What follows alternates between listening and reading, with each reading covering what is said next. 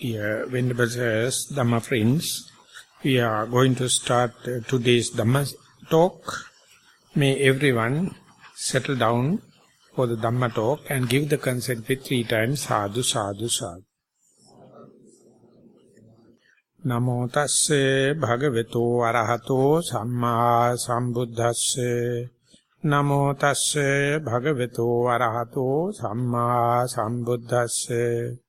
Namo tasse bhagavato arahato samma sambuddhasse. Punaca parang udayi akkhata maya savakanang patipada yata patipannami savaka panchabalani bhaventi ti. Dear Venerables, Dhamma friends, the Buddha, with the discussion with the Maha Sakuludaayi in this particular Sutta, known as Maha Sakuludaayi Sutta, explaining why the disciples are venerating, respecting, revering, and think that they must live in dependence upon the Buddha with that much of veneration and respect. Gradually, at the beginning, the Udayi himself is presenting his view, that also some of the attributes of the Buddha. But having said that, the Buddha himself is take chance to explain Udayi, according to the view of the Buddha, what are the qualities or attributes that disciples become magnetized to Buddha. Now we are dealing with the 5th character or attributes of the Buddha, that is in simple canonical language we call 37 factors of enlightenment. There are 37 factors on the way, specifically in the gradual presentation, gradual development. This is the way it is being presented. And first, along these 37 factors of enlightenment, Sattis Bodhipakkhiya Dhamma in Pali, the Buddha first present for foundation of mindfulness. That's a starting point. That also in fourfold. Mindfulness itself is in fourfold. And then Satara Sammapadan Virya, the exertion of energy in 4 ways. And then Satara Iddhipada, ways to success. And then 5 faculties and 5 powers. Then 7 factors of enlightenment, and last is the Noble Eightfold Path. This is the way it is gradually developing. So, up to yesterday, we covered till 5 faculties. So, as far as the yogi, the practitioner, developing 5 faculties, instead of 5 hindrances, Pancha Nivarana, he or she understands some positive qualities, 5 qualities, and then when and where the 5 hindrances are going to raise head, use these each and every faculty to tackle the way it comes, namely the faith. Sometimes with the faith, repetitively apply the mind, even though it is full of defilements or full of hindrances. Have faith, one day, again I can bring the attention to the here and now. One day, again I can bring the attention to the primary object. Or one day I can bring the attention to this posture. So with that kind of a faith available, so therefore never give up the endeavorance. The second thing is energy. When and where the mind is bewildered with so much of secondary objects, vehemently keep on noting, applying the applying thoughts is mobilized by noting, and keep on noting the object, what is desirable, or what, that is to say primary object, in Or otherwise, if the secondary object is overwhelming your primary object, and you know, now we are not meditating on the primary object, but for example, you are taken away by a irritating sound, or a thought, or a pain, you just note now to indicate the mind that I am not in the primary object, but you note sound, sound, sound. And there are also that kind of distracting secondary object going to come and irritate you. First, you note the external stimuli known as sound, sound, sound. When and where it is repetitively applying or repetitively appearing, if you feel now my mind or my meditative mind is with the sound, then you note hearing, hearing. Now you are thinking, bringing the attention to your eardrum. And when it is coming from the sound to the hearing, there's a kind of a control happens. And once you come to the hearing, if you can understand while you are hearing, again sometimes in breath and out breath also possible. Again sometimes thoughts also behind there. Again sometimes you can feel pain also there. There you note it as knowing. Allowing all the kinds of things to take part, and you are ready to accommodate them, then you can shift into the primary object. Like this noting has a lot of tactics. Not only you are noting the primary object, if the other things or secondary objects are disturbing you, you leave aside the primary object and note the secondary object.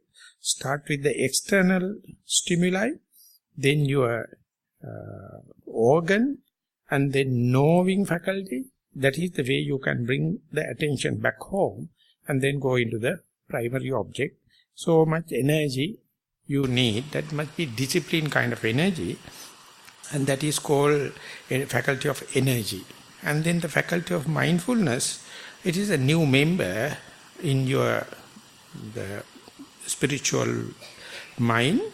Earlier you did without mindfulness, you managed to live a spiritual life with the faith, energy, concentration of the wisdom. You managed to live a religious life with the faith, energy, concentration and the wisdom. Now you have the third member in your family, the newcomer, the mindfulness. Whenever something happens, you try to understand whether you are doing meritorious deeds or demeritorious deeds, whether you are in the concentration or whether you are in vipassana. You always try to give a place for the mindfulness, and sometimes you are slowly understanding when and where you keep the mindfulness in forefront, less and less repercussions. Faith is not so assuring like that. Energy also not making that assurance. Concentration or wisdom. But mindfulness slowly establishing the faculty, and you also give the due respect to the mindfulness. In return, you see the credibility. Mindfulness is so credible, never betray you. Saddha often come and goes. When you are full of saddha, you are ready to give your life. But whenever that saddha is disturbed, you are ready to commit suicide. Saddha is such a changing the facet. Energy also the same. And the concentration also, there were incidents during the time of the Buddha. Few monks, they committed because they can't get the due concentration in time they need. Ultimately, desperately, they commit suicide.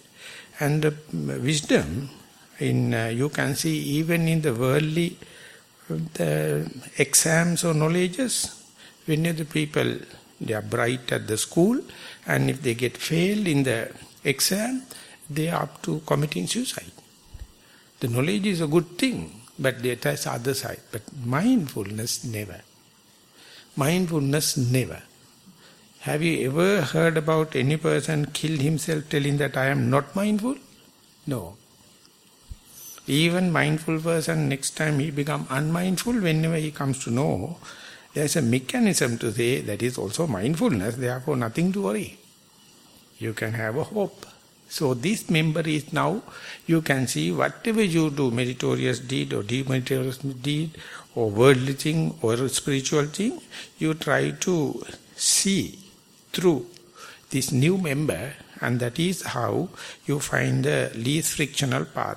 When and where you do something, right, start from the mindfulness, it will never face any hindrance. It cut through, just like cutting a chunk of butter with a heated knife. You can easily cut through. Nothing hitting. That is why, that is the point where whenever the faculties are getting their departmentalization, the person try to see his or her life through mindfulness. And still, Saddha or the faith is fighting, energy is fighting, concentration is fighting, and wisdom is fighting. Mindfulness never fight with them. My quality of the mindfulness is introvert. And if the yogi, if the practitioner knows, Saddha is a kind of arrogant character. Energy also arrogant character. Concentration, even though it does not appear, everyone is fighting for concentration and the wisdom. But mindfulness, never, it's a very calm character. So the yogi or the practitioner has to give the due place for it. If that particular person is not giving, there is no assurance for his or her spiritual life. No assurance for her spiritual religious life. That is the point, make real change in the life. Still at the Satipatthana level, it has not come up to the organization, up to the faculty level. So when it is coming to the faculty, whatever you do, you try to see through mindfulness. There onward, you sometimes feel your likings and dislikings, your value system, your judgment, your personality through mindfulness. And then when and where you give priority or due respect to the mindfulness, concentration is not so far away. Because the mindfulness is the proximate factor for the concentration. Even if it's not there, if the mindfulness is there, you will be rather contented. So therefore, concentration becomes more and more familiar or in a neutral rather than going to give so much of distractions in the mind. And the wisdom also, you find, the balancing all these faculty, wisdom is completely within your capacity. It is nothing related to outside. Anyone who is thinking that at the faculty level, the wisdom is lacking, or I am deprived of, or I am having too much of wisdom, all this the wrong judgment. Wisdom is equally there, so you will understand slowly how to mobilize it, how to put into work, because you have to weigh it with the saddha. If it is going to be saddha or faith too much, you are going to believe any person, everything, and ultimately you don't know where to strike. So there the wisdom has to come and work. And when the energy increases, concentration reduces. When the concentration increases, energy reduces. So the wisdom has to see pros and cons. So therefore you are not opening books and read it. Or you can, by trial and error, by comparing the pros and cons, advantages and disadvantages, you can assimilate your own way. That is how the faculty of wisdom going to work. And at that time, sharing with the true person or a noble person is really helpful, because he or she or such a gathering appear like a mirror. You can see your image, where am I, where the direction is. So therefore, at that level, being with other practical people is Very, very very, very important. And once that you come up to this faculty level, the Buddha said the same 5 aspects become power points. That's called Pancha Bala, or power of faith, power of energy, power of mindfulness, power of concentration, and power of wisdom. There you can challenge with the opposition. Till that you were developing and accumulating weapons and skillfulness and everything, you never declare war. But at the level of power, you can directly challenge your 5 hindrances. Or any defilement happens, you can have fair chance of winning the game. That is how the faith become, it is Pasada Saddha, become Okappana Saddha, it is become well established. You know at a time I am not with much of faith, but when compared to other people, I have my mobilized faith. When and where possible, I will adhere to the timetable. I will put the mindfulness first and foremost. Consider being here and now is the biggest meritorious deed, rather than organized pinkama and all the kind of thing. That kind of a faith going to happen. And the most beautiful thing in the power of faith is, according to the Venerable Sariputta, he is explaining in the Patisambhida Magga, the book of discrimination, Asadde na kampati iti saddha balam. Whenever you are becoming more and more religious, or more and more spiritual and more meditating, contemplative, you find at a time saddha is not up to the mark you want. Sometimes it's very good and very powerful, sometimes not. But when and where you know that saddha is not up to the mark, natural tendency is the regret. Natural tendency is to complain. My saddha is not up to the mark, and you become displeased on that. Whenever saddha come up to the saddha bala, or power of faith, even you understand your saddha is not there or not up to the mark, you are unshaken. This is a kind of a maturity that you develop in the gradual development. At the beginning you are very happy to have saddha and not happy to not to have saddha.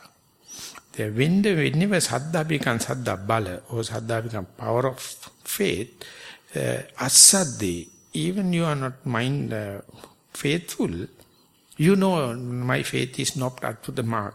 I have some doubts about, unwanted doubts about the Buddha, unwanted doubts about Dhamma, unwanted doubts about Sangha, unwanted doubt about your own precepts. But even then you know these are mind games. You know how to be unshaken on that. So therefore even the saddha is not there, you are not affected. That is what you call saddha bala. This never happened for samatha yogis. They are always positive on saddha, but when you in the vipassana, you see saddha also subject to change. It is anicca. It is also impermanent. At a time it happens and you are very happy. At a time it happens without your volition, without your will.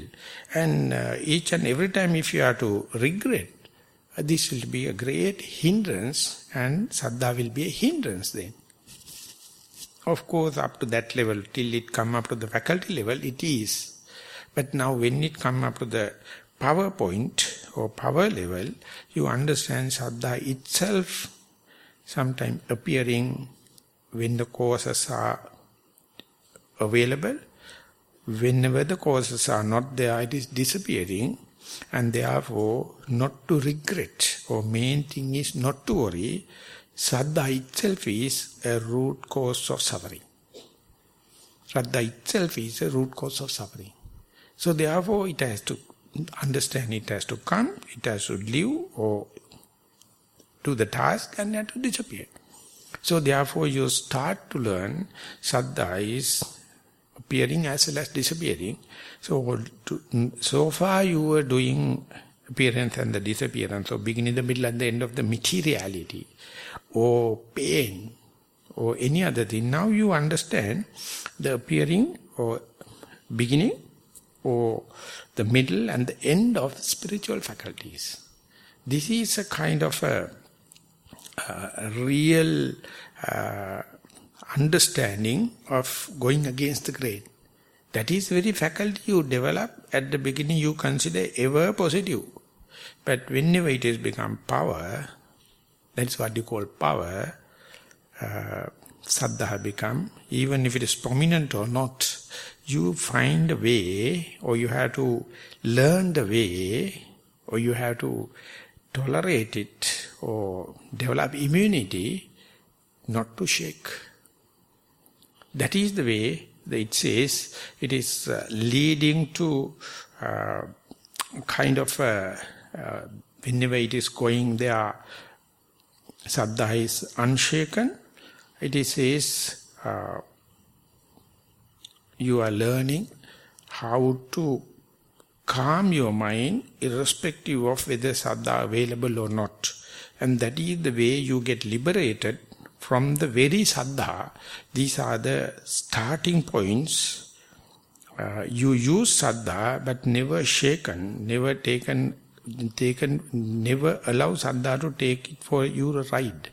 You see when it's happening, arising, whenever it is disappearing, you try to not to be shaken. So this is a kind of a very revolutionary thing. You understand, very saddha that you develop itself can be a root cause for suffering, unless otherwise you know how to deal with asaddha when it's not there. In management it says, if you are developing a very good CEO or a manager, and definitely you are going to take economical advantage of the company. But if you make him indispensable, that's the end of the company. I don't understand. If it's gone, still the company has to run. So if he's asking unwantedly demand, it is okay. Get up and go. We will try. You may suffer a little lost. But anyway, you can't give your whole company because of the indispensability of that particular person. Saddha also the same. So many people leading this successful life, they don't know it. They don't understand it as a kind of a point. It's a PowerPoints. We are to have the endurance in an unmistakable way. So therefore the very topic or very quality, very aspect of this saddha you develop in order to get rid of nivaranas or hindrances. But whenever saddha become a nuisance, you have to do away with that. In order to do away with that, whenever saddha is disappearing, if you are noting, you are regretting, if you are noting that you are upset, that becomes your object of meditation. Saddha is disappearing by itself, and then the regret happens, and then you become desperate, and you don't know where to look into. Under such circumstances, you can see this disappointment due to the lack of saddha. That is what you call power of saddha, or power of faith. So these are completely turning in a twist. And then whenever the energy come into being, kusitena kampatiti virya bala, you feel while in meditation you collapse. Your whole body posture you can't maintain. You don't know whether you are completely sleeping or not. At the early part of meditation it was not there. But when you are keep on practicing, while in sitting, walking meditation, you feel swaying. You feel like lack of energy or drunkard-like. Or in the sitting, when and where mind is very closely associating the object, and you feel your body posture you can't maintain. It is collapsing. So when it happens, there's a huge shame come into being. You are sitting in the front of a group, and one person can't maintain.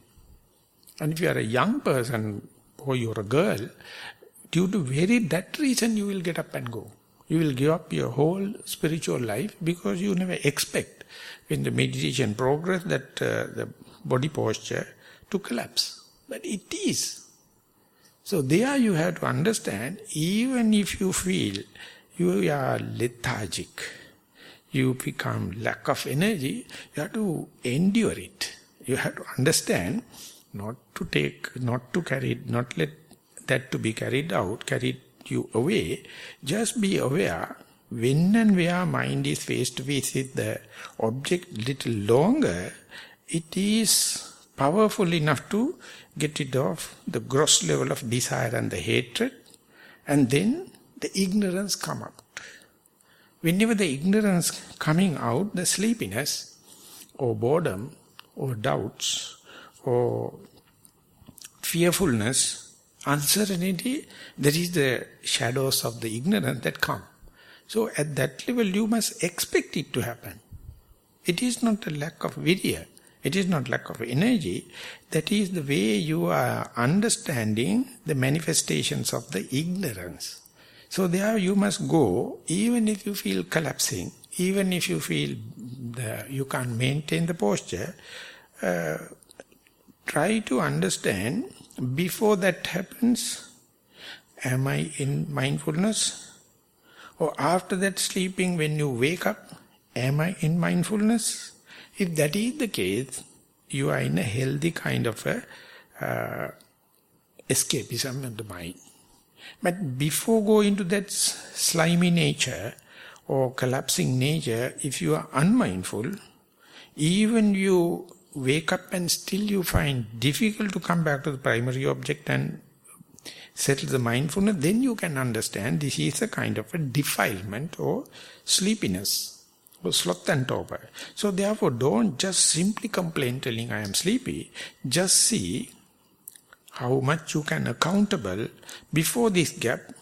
Was I mindful? And after the gap, am I mindful? If it is so, it is something, a new project for you to understand, rather than simply telling I am sleepy, I am losing my energy. So this is the kind of a point. Venerable Sariputta efficiently he says, Kusitena kampatiti virya balang. Whenever you are not shaken, whenever you are not carried away by this little bit of changes in your body, still if you drive through, that is what you call power of energy. Energy is power, power is energy, but there is something you have to learn. You never expect that to happen, but this is the way progress happens. And you understand non-governability. Your body you can't control. When you are walking also, you feel it is swaying. That is a very clear indication. If you are with the open eye, and sometimes you can see jerks, you can see swaying, sometimes you can see collapsing. All these appear like carelessness or lack of energy like, but it is not necessarily so. It is a clear sign of advancement. For that you have to go prepared.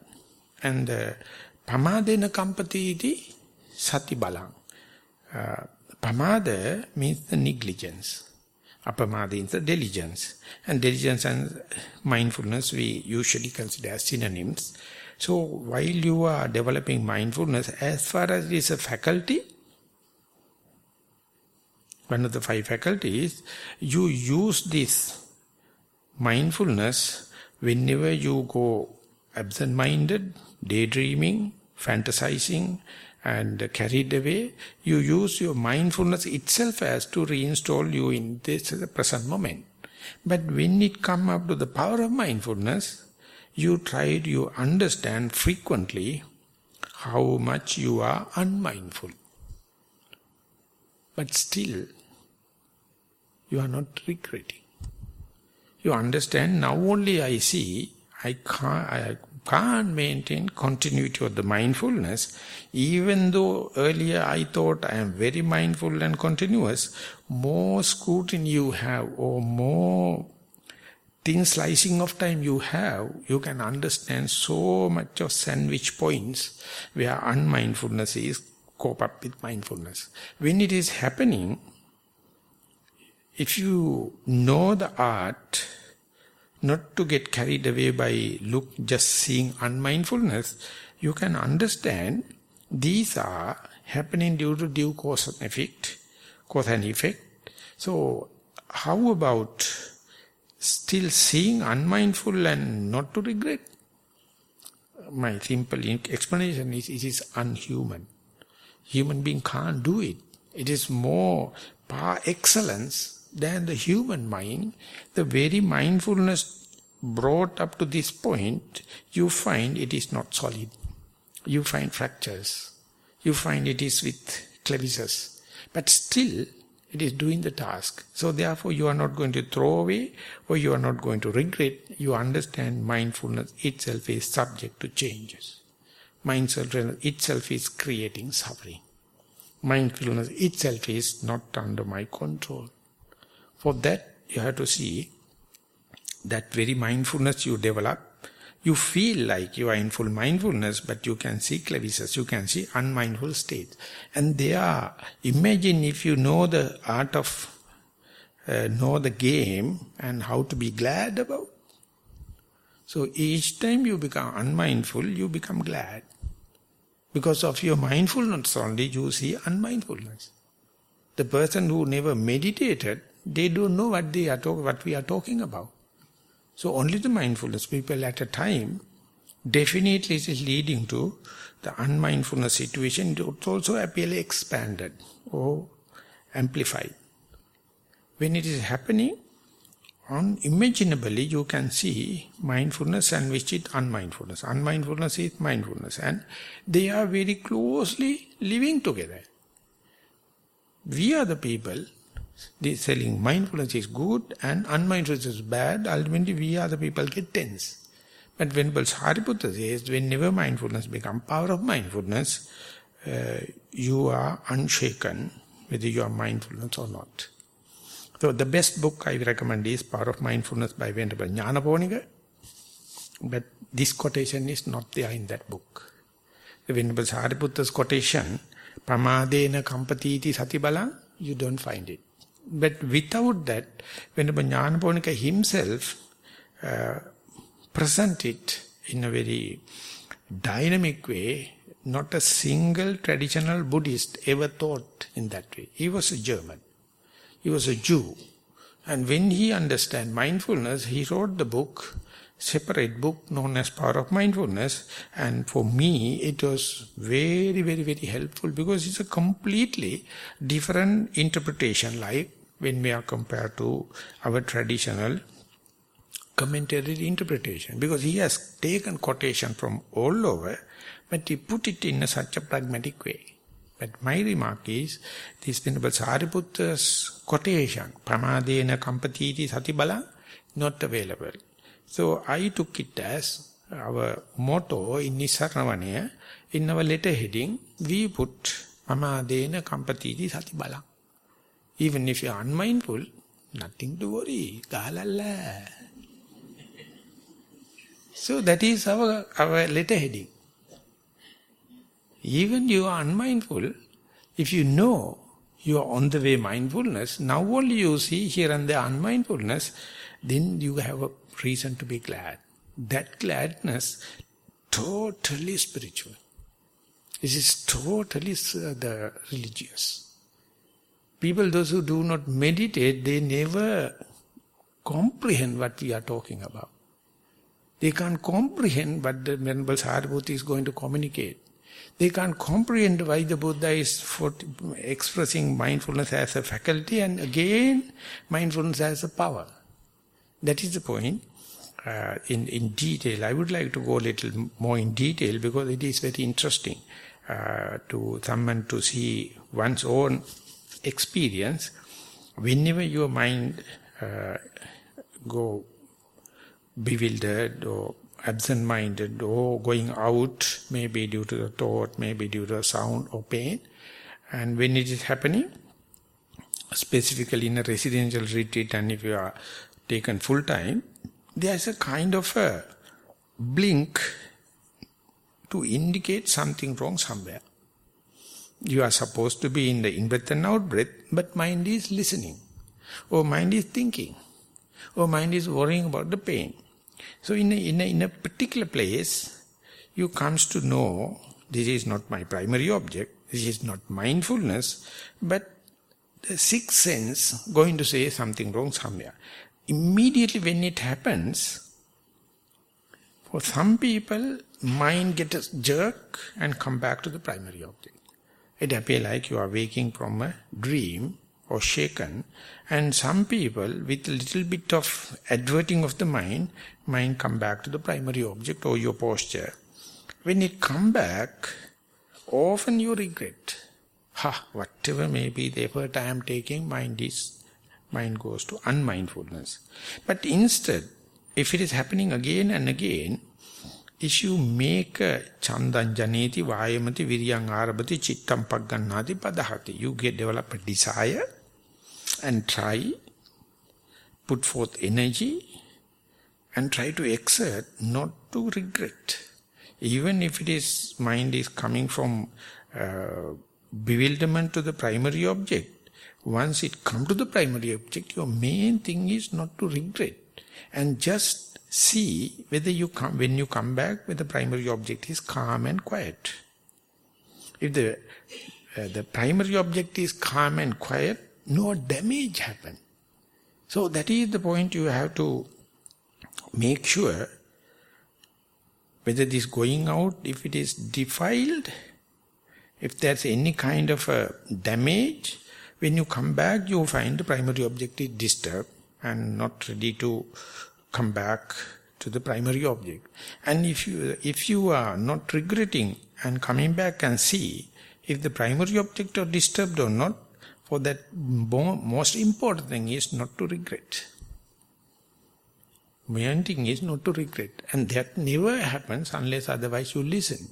Never happen, you have the chandan janeti, you have to have a desire. Vayamati, you have to try. Chittam paggan, chandan janeti, vayamati viryang arabati, you have to exert energy. And chittam paggannati, you have to make your mind solid. Whenever it is coming back, natural for me to regret, but the Buddha is telling, Venerable Sariputta is telling, Venerable Dhammajiva also telling, not to regret. No one believe this is as vipassana. Everyone think, my mind should not go out. There should not have any kind of sounds outside. There should not have any kind of astray thoughts. There should not have any pains. So that is the way they misinterpret and apply in the wrong way. Ayuniso manasikara. Yoniso manasikara, even if it's going there is a kind of a point. That is the point you can say the blink. You understand something wrong somewhere. And when it come back, don't worry about the post-mortem. Just see whether you come back to the primary object in a pleasant way. In a very cooling manner. And that is upasamagami. Upasamagami means when you come back, you see the primary object is not disturbed. If you are to inquire into that, if you are to understand it, the main thing is to do away with this regret. It's very difficult. For that, you have to say the anuppannānaṁ pāpakānaṁ akusalaṇaṁ dhammānaṁ na uppadāya chandan janeti vayamati viryang arabati chittam paggannāti padahati. You have to understand when you come back, if you inquire into the primary object, you can see whether the primary object is defiled or not. But if you are regretting, you will never do this kind of experimenting. You are developing unreasoned defilements because of your unpreparedness.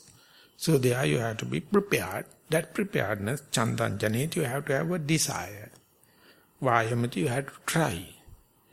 Viryang arabati, you have to put forth energy. And have your mind determined and then try again. Let the mind to go out. Whenever come back, see. That is the point. The moment you see mind is not regretting but checking on the way back whether the primary object is calm and quiet, upasamagami, that day you may find how much mindfulness is giving you rooms for not to regret. So you will learn the art if you go up to the Saddha Bala, Sati Bala. The main thing what the Buddha is going to teach you is not to worry. The worrying is the one people consider as human rights. They always finding ways to worry. And being here, think about, we don't know whether today raining happened, whether roof is leaking back at home, or whether people going to have roti in the night, or whatever may be. Thinking. And consider this as a very responsible thing. Bloody idiots. Fools. The Buddha says, be here. We are in the white clothes. We are in the 8 precepts. We are surrounded by the meditators. Make a point to be here. But you consider, no, that being here, thinking back at home, because that is the way our mind is being trained. So main thing is not to worry.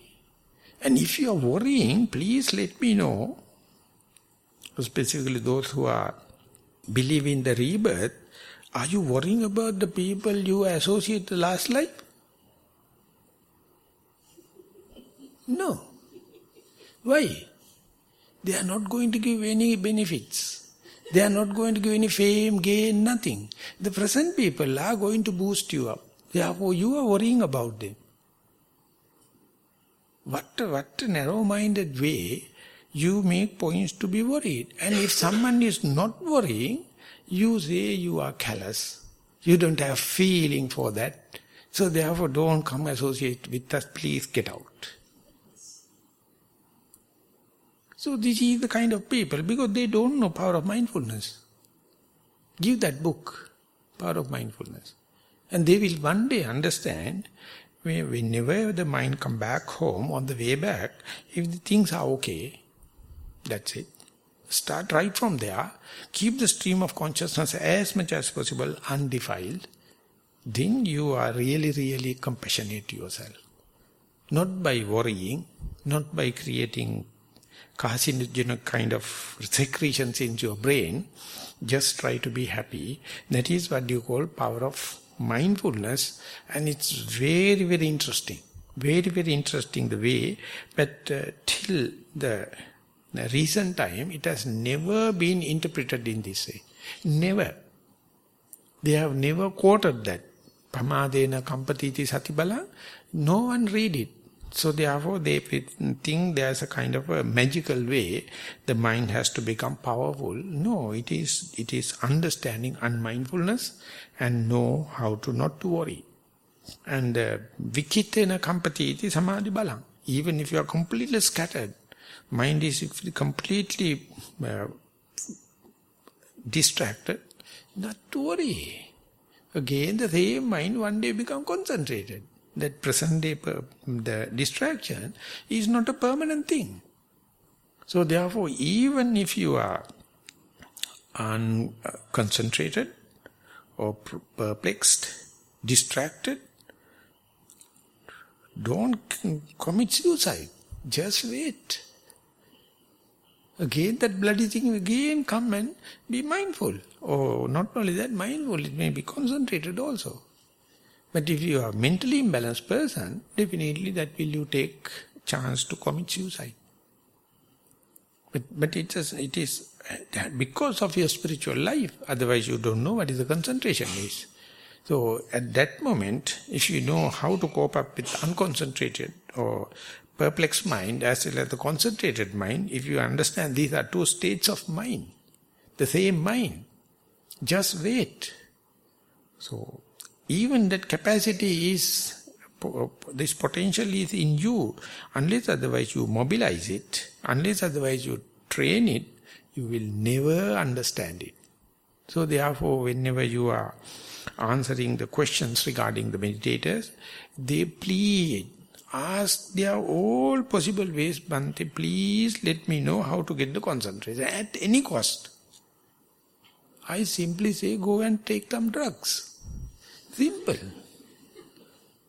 Or have some sleeping tablets. Or ask a doctor to pump some the anesthesia. Fully easy. There are methods are there. Of course, the way the Buddha gave is free of charge. The concentration you gain in the Buddhist way is free of charge, not leading to addiction. But you can understand why other people are doing all the dirty things, because they are so crazy about this concentration. In Sinhala it is called Sustiya. I don't find a good stone. You get stoned and just wait. That's why they take drugs. They get a shot.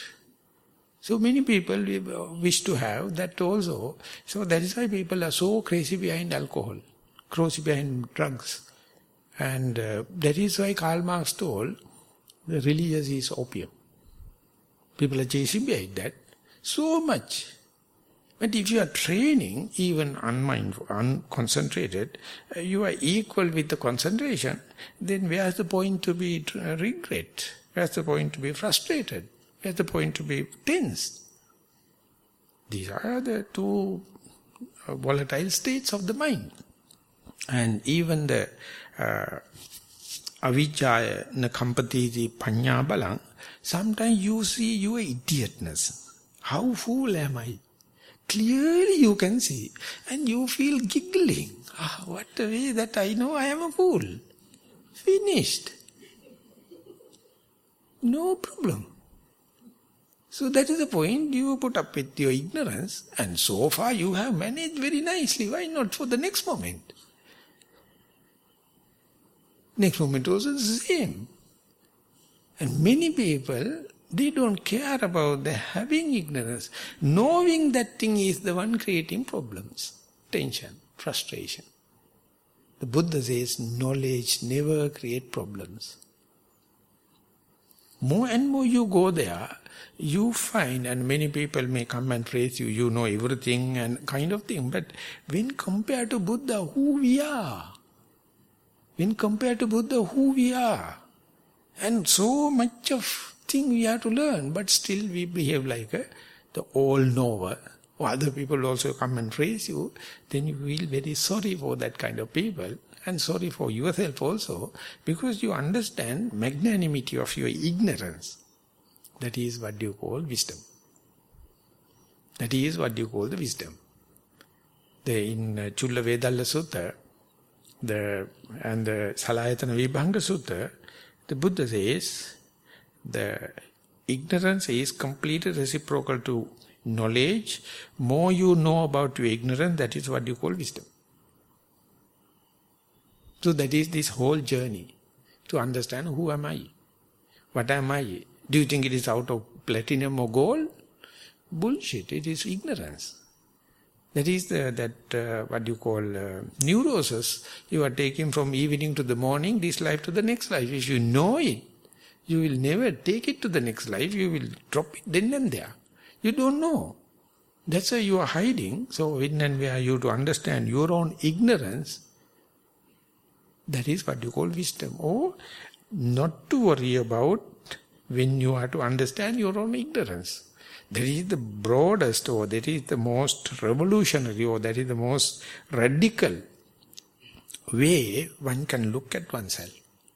And imagine you can find a group or class of people, they are practicing to understand their own ignorance. It's a completely different world. You are just like in the heaven.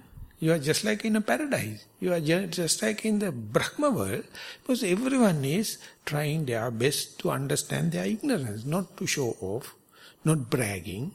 Everyone appreciates beginner's mind, humbleness. There won't be any problem. Even the problem happens, the way out is there. Without a second person or second group, you can assimilate it. So this is how whenever these 5 faculties become 5 powers, these power points, different people use it in different ways. Some are using this faith itself, whether you are faithful or not to worry. You know, whenever the opportunity happens, how to drive, how to cut through. People, those who are mastering the energy, sometimes they feel completely lethargic, collapsing. But even then, he never give up and try. One day he knows, after 2, 3, that kind of a shaking, you become bright open and you are ready to make use it. And sometimes you definitely know you are not mindful, but you know, I am in this particular object, or I am with likings or disliking, whatever may be. Instead, you know that is the point where I should go. When I go there, I know I am mindful. That point is here, now I am. Even if you are not here, now I am, you know that no one can withdraw from you. So therefore, you are not worrying, you are not asking ways and means, you are not expecting magics to happen. You know what to do. Equally, if you are not concentrated, you have to understand the causative factors are not there, then no concentration. That is perplexity of the mind. Whenever the factors become aligned, concentration can happen. The wisdom also, you understand, to my own quota of ignorance, more and more you understand, you make a point, may I have whole understanding of my ignorance before the death, that is how you become enlightened. So, the Buddha says, Punacca Parangudaayi, Akhatamaya Thavakanam Patipada, Yata Patipanna Me Thavaka, Satta Bojjangani Bhaventi. Then only he is qualified to develop these 7 factors of enlightenment. And Burmese Sayadaws used to say, the person who has come up to the 7 factors of enlightenment level or Bojjanga level, he can clearly understand what does it mean by the Satipatthana Satya, what does it mean by the faculty kind of Satya, what does it mean by the power of mindfulness kind of Satya, what does it mean by the Bojjanga level of Satipatthana Satya. He knows how it evolves. He knows each time when you start with the beginning. Just getting the momentary sati, momentary mindfulness. You can't expect the fully high-speed mindfulness at the beginning, even in a sitting, each and every sitting, or even after some kind of a distraction. You have to understand the momentary mindfulness, and then you keep on developing it is to be consistent, and then only you apply that to the primary object to see the beginning, middle and end of the primary object with noting or without noting. After that you can see, you can keep the mindfulness without noting and very in a relaxed way or rather uneffortful way. And there you find now mindfulness is in the faculty level. Effortlessly you can do walking meditation, but you can see totality of your body is walking. You are not sitting, you are not sleeping, you are not standing, you can see walking. And everything happened in a very effortless way. And again you see sleepiness sets in. Eye is going to see visual objects, ear is going to see sounds, and many things happen. So therefore distractions are there. But you know, even distraction happen, or unmindfulness sets in, or negligent happens, main thing is not to worry. Basically you are in mindfulness, you are in walking meditation like that. You can see the power of mindfulness. When that happens, you see the development of mindfulness right from the scrap there, and coming up to this kind of momentum is not a magic. You can't buy it in the supermarket. You can't sell it as a commodity. You have to develop. So each time you break mindfulness and start with 0, you are reconfirming the same formula, refining your abilities and retesting your ways and means. That is a blessing. It is not a mistake. So more and more you lose mindfulness, you never regret about that. You use your own tactics, and you may see more and more you reuse your ways and means, they become very skillful you are. You become veteran in what is the way you do. And ultimately when you come up to a certain level of mindfulness, you see every one of us, we have our own tools. And they are generally equal, but the way we apply, the quantity and quality, depends on the circumstances. So therefore, whatever the Bojjhanga Sati you earn, never by copying, not by borrowing, not by expectation, not by blessings. It is your own. No one can rob it. You can't give it to someone. But still you know it is not enough. Still you know it is not enough. So you develop it. You understand, let it go. Never mind. Again, as a beginner, you develop the beginner's mind and try to see Sati Sambojjhankam bhaveti viraga nisitang, nirodha nisitang, viveka nisitang, viraga nisitang, nirodha nisitang, vasaganupati. So you develop the mindfulness as a factor of enlightenment, vasagga pariyam, the viveka nisitang, whether it is effort, you are fruitful or not, take it as a very solitude way. Don't expect each and every time you sit to mindfulness to come in. If it is coming, well and good. If it is not there, do it in a viveka nisitang, in a very leisurely way. Give a little try, desire, little try. And once it is yielding only, you give more and more energy, and till that, you know the way.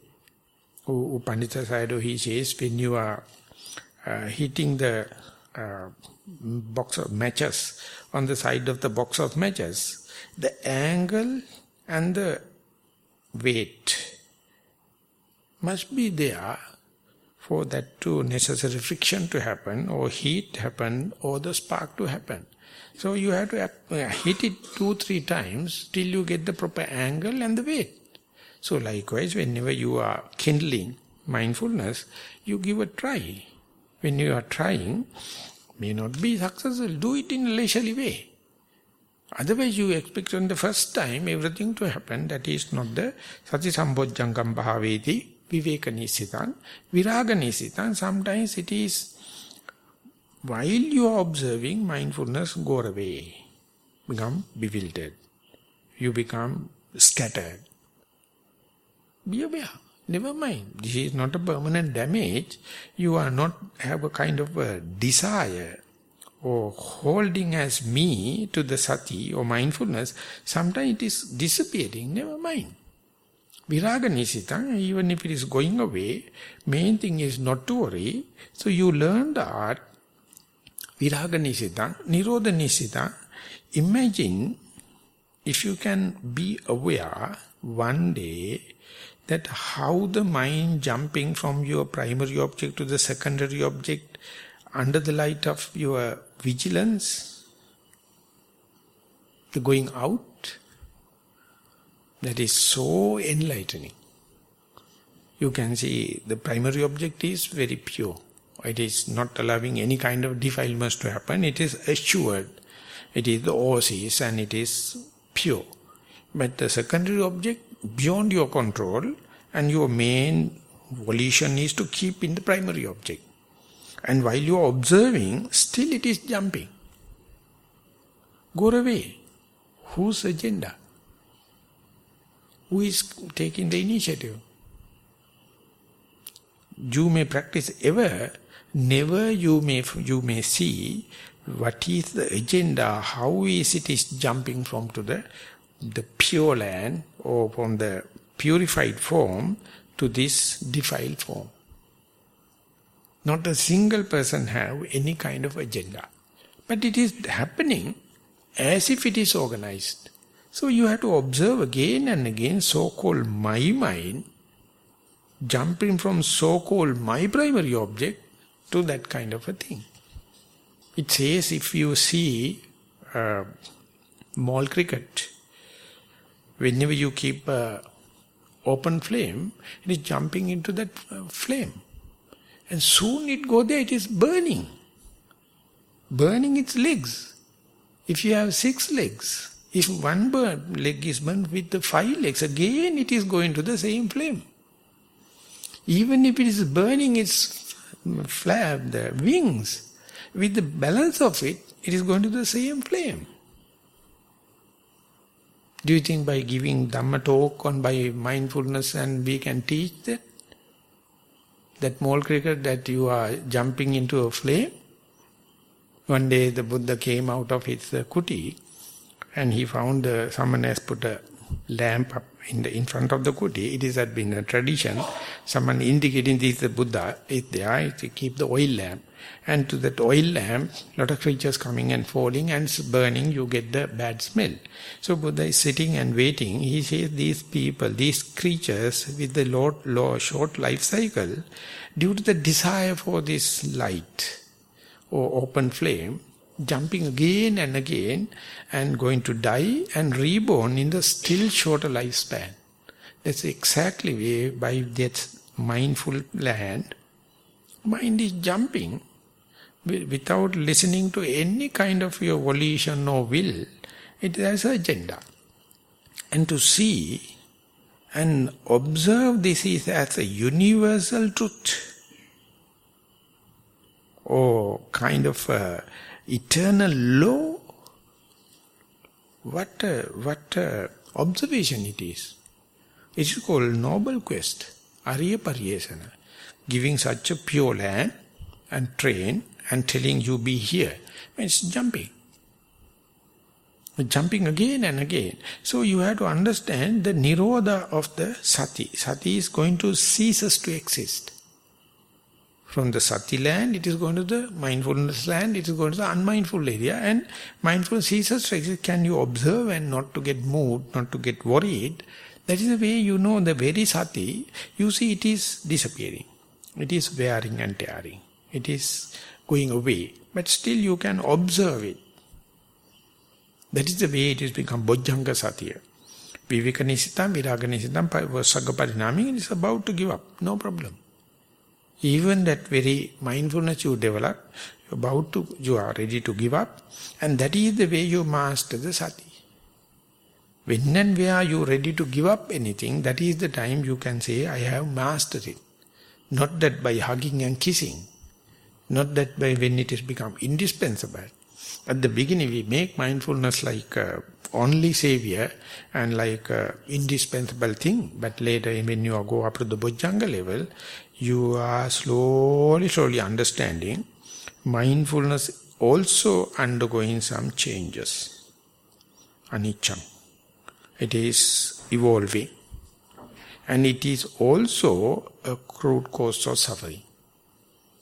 If you always expect mindfulness to be there, whenever mindfulness is not there, you become suffer. You develop tension. You develop frustration. But here and there, when it is going there, if you train yourself, never mind. This is its nature. It is unreliable. It's going. But it is not a permanent damage. Again, it may come. Main thing is not to worry. If you are worrying, you are making your stream of consciousness more and more defined. So therefore, Bojjhanga Satya, not only you understand the behavior of what you call the mental factor called mindfulness, you know it is disappearing point as well as appearing point. The disappearing mode as well as the appearing mode, just like you are looking at a pendulum. You are not worrying about disappearance and you are not happy with the appearance because it's frequently the moving up and down. Let the mindfulness to behave in the natural way and see it. And this is kind of a double-fold mindfulness. Not only you know whenever you are mindful, now you are ready to know whenever you are not mindful. And the day you sympathize yourself, the day you understand yourself, that is the time you can sympathize others' mistakes. Otherwise you will never. Otherwise you will never sympathize others. They say they are supposed to be mindfulness, but they are coughing. Or they are walking. Why can't they stop it? Why did they come all the way here to cough? Why can't they stop, go in and cough? This is the way of our mind. It is so the short-tempered because you don't know. You have never sympathized yourself. So therefore any person have that kind of a sympathy, I would say it is a vested interest, the brutal fellows. They are the most brutal fellows, they can understand humanity.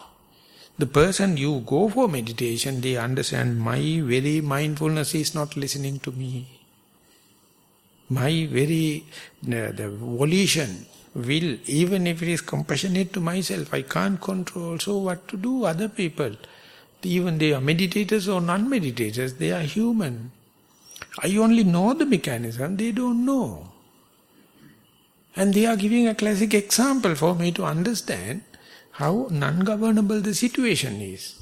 I mean, if possible, they may control it. They can't. You never accept it the day you find your mindfulness is not listening to reins. It is also unruly. But it is not a permanent thing. It is not into decide on the capital punishment. You have to give another chance and see. Next time it may be. So that is how metta or pardoning others, accepting others' mistakes going to happen. Usually people don't believe in vipassana to have that kind of a sympathy on others and well-being of others to happen. They think it is vipassana is introvert and vipassana is very dry, vipassana is selfish, but vipassana never grow without internal-external relationship. So therefore, more and more you practice together as a group, you can understand our mutual understanding ever increasing more than blood relatives. So therefore, whenever someone go to Panditarama and on the way back, if Sayadaw get a chance, he says, now you are going to go, appear like departing, but each and every moment you become mindful, we are in the same place. Whatever the distance you are going to take, if you are mindful, this is our blood running. So don't give up that. Wherever you go, if you are practicing, if you are mindful, we are in the same place. So it is not our other acquaintance than the relationship. The mindfulness giving such a understanding, and it is taking care about your culture. It is taking care about your communication. It is taking care about your presentation. It is taking care about your mental and physical health. And this is happening not at the early period. And once you come up to the Bojjhanga level only, you can understand sati different from samadhi. Otherwise you don't feel the differences. I mean, there is no such a black and white difference.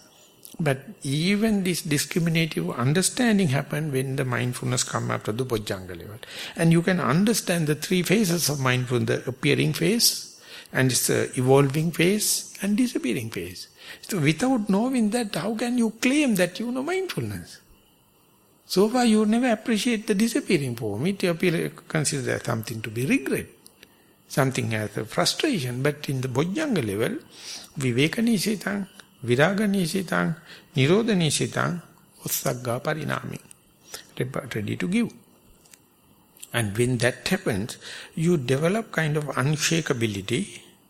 You are always trying to be full mindful, but whenever you are not mindful, still you make a reason to be glad.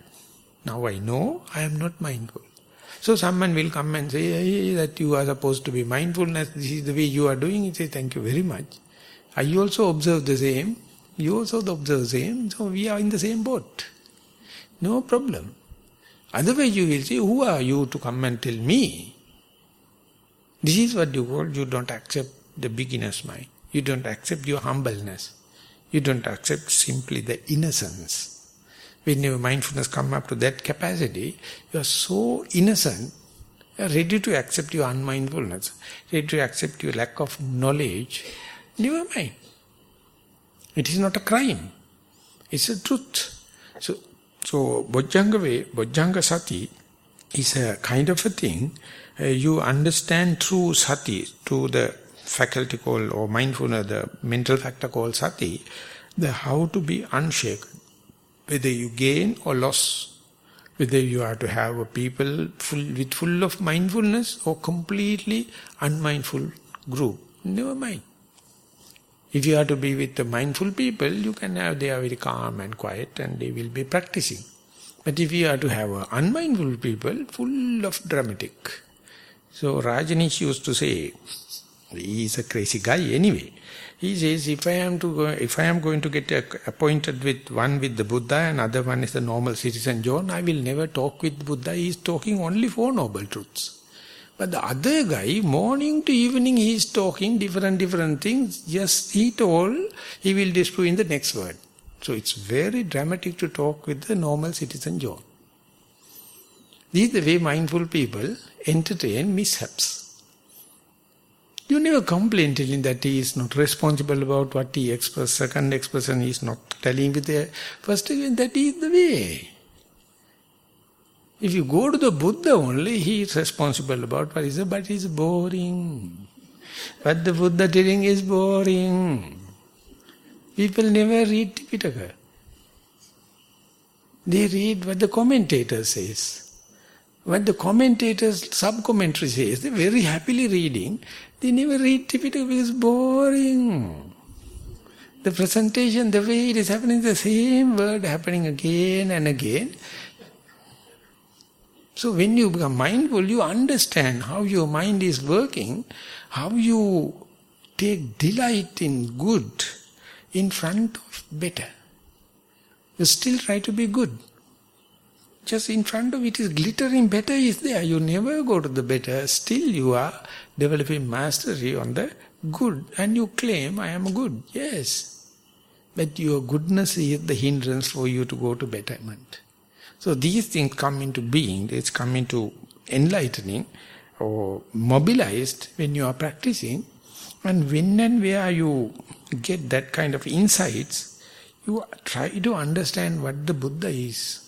Who is the Buddha is, what he is talking about. And so far, what was our idea towards the Buddha? And when you are coming up to the Sati Sambojjhanga, the Buddha, he himself goes to Venerable Kassapa when he was sick and is asking, are you sick? Can you manage? Increasing or decreasing? Then he says, Bhante, unmanageable. Even Venerable Kassapa. And it is increasing. Then Sati Sambojjhangam ko maya Kassapa maya dhammadakkhata bhavita bahulikata. Oh, don't worry. For the moment you don't have this, the Bojjhanga called Sati, but you have gone through it. So remember it. I am also doing it. So it is giving a just a hiatus to remind it. And once it is coming out, all the diseases rectify then and there. Even the Buddha becomes sick. He is asked the disciples to come and recite Bojjhanga. So it is having some kind of it because you have the very successful in mindfulness, but sometimes it is going down. At that moment, someone has to just give the hiatus or kick, and then it's going to start. So therefore, mindfulness will become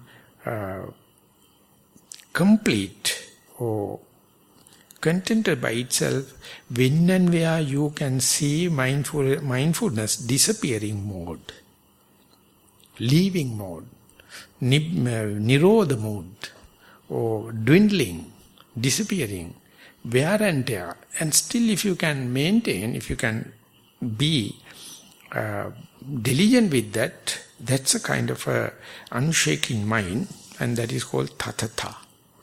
That is how the Buddha is known as Tathagata. Is such a person, even that very mindfulness is disappearing, he is not worried. So therefore, first and foremost is to develop it to the maximum. And then expect. There is also to undergo the impermanent nature. And when the impermanence and its disappearance, you can still be in an unregrettable way, observe it and take it as an object, and to check whether the mind is shaking or when it is unshakable. So when it is happening, you can see without instructions, without your due potential, without your basic tools, this will never happen. So therefore you have to, while practicing, you have to listen, and whenever the alignment happens, you have to understand this is a kind of a higher training, in front of your eyes, you can see mindfulness is disappearing. It is wear and tear. It is dwindled off. It is telling bye-bye, tata. But still, if you can, without losing your heart, if you can practice, that is the way you feel you are advancing. You never consider this as a mishap. You never consider it as a punishment. But you can say, even that happens, I am unshaken. I can go ahead. And that is the way the mindfulness become something digestible to you. Till that you have a kind of a respectful faith upon mindfulness. Now that is being replaced by the wisdom. You know it's a ABC. You know the beginning, the middle and the end. So the rest of the thing, the Dhammajiva Sambojjhange, Virya Sambojjhange, all the kind of thing, whenever it come up to the Bojjhanga level, you see through your history, you develop, you see it's a respective or delimited value with respect to the other faculties or other mental concomitants, and it become very clear. So far you were working in darkness, now slowly dawn sets in, and the sun rays come in, and you can see the mechanism, and there are more and more when you read the suttas or listening, your understanding will become very deepening. And 3D connections, not on linear relationship, 3D connections going to come. And that is how you feel it is something, a journey you have never tried. It was never successful there. But here still you are not in a very substantially good achievement, but indicates you are gathering the momentum. So they are the main thing whenever someone is reaching up to that level is take care not to distract it. Just give the same conducive condition or facilitate, let it develop by its own way, but don't try to accelerate. Because these are very subtle things. So therefore, when and where the mindfulness come up to the Bojjhanga level, you are just facilitating, never develop result-oriented kind of thing or regretting about the lack of mindfulness. So you understand your foolishness.